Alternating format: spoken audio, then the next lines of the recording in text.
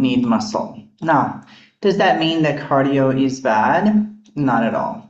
But it means that you need to focus on your muscle. This is for every woman over 40. It's really for every woman, but I really want to specifically focus on women over 40 because it's kind of like you really need to get it now. You don't need another cardio session. If you are to pick one, pick muscle. And yes, muscle looks better. That's a bonus. It changes your shape.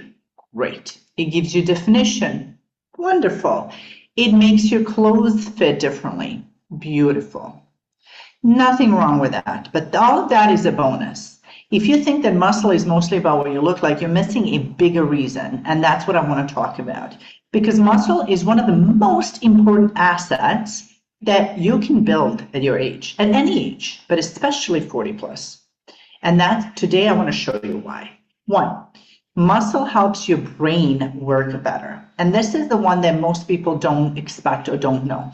Your muscles aren't just sitting there and, helping you move your arms or legs or making you look a certain way in a mirror. Again, bonus. Muscle is actually an endocrine organ. So when you use your muscles, especially through exercise, they release, let's call them signaling molecules, myokines, okay? Some of those signals communicate directly with your brain. Exercise increases your BDNF. And this is called a brain fertilizer, okay? It supports neuron, it supports learning. Research on resistance training in older adults found improvements in things like executive function and memory, okay? So that means they're thinking clearly, you stay focused longer, you remember what you said mid-sentence, you organize information better, you solve problems, you make decisions without feeling like your brain has 47 tabs open. And when I tell a 45-year-old woman to pick up dumbbells, I'm not just saying that to, help her tighten her arms. I'm thinking about her brain. Okay, second thing I want you to know is muscle helps regulate your blood sugar. What does that mean? It's one of the biggest places for glucose disposal. So when you eat carbohydrates and glucose enters your bloodstream, muscle can take up that glucose and help you regulate it. What's bad about glucose? It helps your insulin spike up and then crash down, and that's not what we want. Studies have shown that the steadier glucose is, the less we actually age. Now, this is why you want muscle. Resistance training, adding resistance training improves that insulin sensitivity. And insulin sensitivity can get worse when women are in perimenopause or menopause. So why should you care? Because this is not some metabolic health conversation. It affects you every single day. The more stable your sugar is, that means the more the craving, the less cravings, the less I need sugar now, the less feeling hangry, the less going for coffee. I can't speak words today. The less feeling like you're about to fall asleep at your desk, the less crashes at 3 p.m., okay? How your body and your brain work is they work together. And I want you to start connecting the two. So if you want steady energy throughout your life, throughout your day, when you're with your family, when you're exercising, when you're having a downtime, if you want to have steady energy and not go up and down all the time and not have crazy cravings, muscle helps you build this metabolic machinery, okay? Think of your body as a vehicle, as a machine, okay? Muscle affects, this is number 3, muscle affects your mood and your ability to handle stress. So exercise affects multiple systems involved in mood and stress regulation. And again, contracting muscle releases those myokines that communicate with other tissues, including your brain. So strength training is not only changing your body, although it's beautiful to have that bonus, it's giving your nervous system another powerful input. So again, let's go even more into what that means for you. Feeling even more emotionally steady, handling stress better, not being irritated so easily. You may have more capacity where before every little thing sent you over the edge, where now you're like, it's okay, that doesn't bother me. And particularly for women over 40, This is for brain health. And I want to separate brain health from physical health. Or I want to connect brain health and physical health because they're living in one body. Okay? And everything in Western medicine is making us separate the body to these different pieces. You can't do that because everything works together. Number 4, starting around your 30s, you are gradually beginning to lose muscles if you are not actively protecting it. And that's not even the worst part, because statistically, you're losing about 3 to 8% of muscle mass per decade. But what does that mean for your strength? That translates to anywhere from 15 to 30% loss in your strength. So you didn't work out in your 30s, you're not working in your 40s, you're waking up in 50, you lost 60% of your strength. And you're not going to notice that one day, just, oh, I don't know what happened. It's so gradual that you adapt to it and that becomes your normal. Turn it around, make it become your normal to become stronger. Because we're looking in this from the longevity perspective. In your 20s, you're thinking just about 20s. In your 30s, you're still kind of there. You're starting to kind of think about 40s. In your 40s, you better get it together to start thinking of longevity, okay?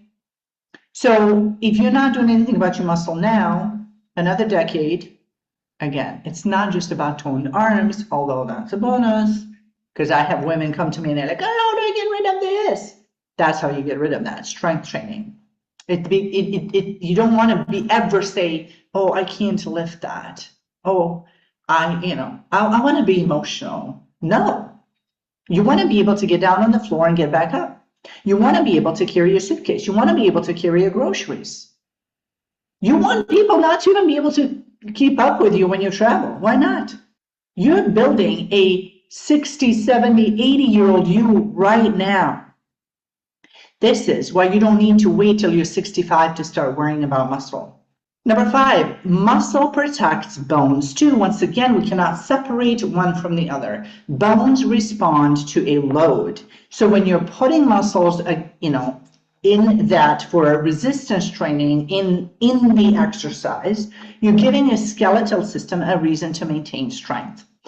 Your body's going to lose whatever it's not using. Are you using your bones? And this is why when people are like, well, I'm going for walks, I'm like, okay, it's better than nothing, for sure, but it's not enough. It is absolutely not enough. And this is especially important for women as estrogen declines in perimenopause and menopause, because bone loss can accelerate. I have trained people who have reversed osteoporosis. Many women who came to me and they said, okay, I have osteoporosis. I'm like, all right, let's get some bands, let's get some dumbbells, let's get some body weight. You don't need complicated equipment at all. This is why I still get frustrated, and this was always the case. I still get frustrated when I see women over 40 think of exercise as a treadmill, elliptical, walking, a cardio class. Listen, these things can have value. That's not what I'm saying. But they do not replace progressive resistance training. Your bones need a load. Your muscles need load. Your future body needs load. Okay? Number 6. Here's a part that I care about the most, and that's independence. And I'm not talking about, I'm an independent woman, whatever that song was like 20 years ago.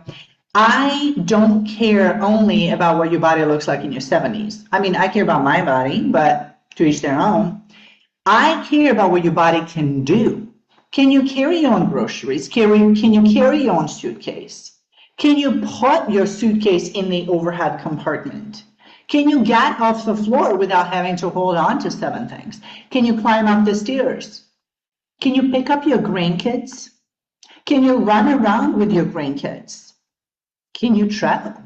Can you move something in your house without immediately thinking, who can I get to do this for me? Because I want your 70s and your 80s to be able to say, I can do this. That's no problem. And I mean this. It's longevity. This is a longevity game. This is not just about living longer. This is about being capable longer. Okay? Being capable longer. You are deciding on that today. But Les, I don't want to get bulky. Okay, let's please talk about this. I thought this myth was going to go away in like early 2000s, but we're here in 2026 and we're still talking about this. Trust me, you're not going to accidentally wake up one day, look in the mirror and go, oh, where did all these muscles come from? How did I become a bodybuilder overnight? That's not how it works. Building muscle takes work. Women are not accidentally stumbling into bodybuilding physiques because they picked up a pair of dumbbells 3 times a week, okay? Please stop letting that fear keep you from building something that your future body so desperately needs. So here's something you can change today. If you're already exercising but not doing resistance training, it's time to add some. You don't have to join the gym. There's plenty of body weight exercises, dumbbells, some machines you can even get, but bands, whatever works for you, okay? But your muscles need to encounter resistance that actually challenges them. If you look at any athlete, this was not done 30, 50 years ago, but today, every single athlete is required to actually hit the gym, hit the weights. I have a friend whose son does dirt bike racing. His sponsors require him to go and do weights. Why? Because they are understanding the importance of that for overall health. And then don't forget, over time, this challenge needs to progress. As you get stronger, you have to challenge your body, because 40s are not going to play with you. 40s are the decade where your body starts showing you the standards where they need to be, okay? And muscle is one of them. If you ignore that message now, that's going to reflect on your body. And I don't mean physically. I don't mean like in the way you look is what I'm trying to say. I mean in the way you function day to day. So you can ignore that message now, or you can build the woman that you're going to be in 50s, 60s, 70s, 80s, 90s, 100, and so on. And you better believe it, with AI, we can live way over 100. You're building that woman right now, okay? So make a small change for a massive ROI. And if you're like, oh, I don't even know where to begin. I know I should put muscle on. I am interested in this. I hear you, Lex. I just don't know even where to begin. I have something for you. It's coming very soon. I'm putting this together right now. We're going to address sleep, energy, brain, performance, muscle, nutrition, stress, and I'm going to do it without making the whole thing about being healthy, without making it about weight loss, without making it about fitness, and with systems in place. So I'm literally going to give you a checklist to do. You do it and you get results.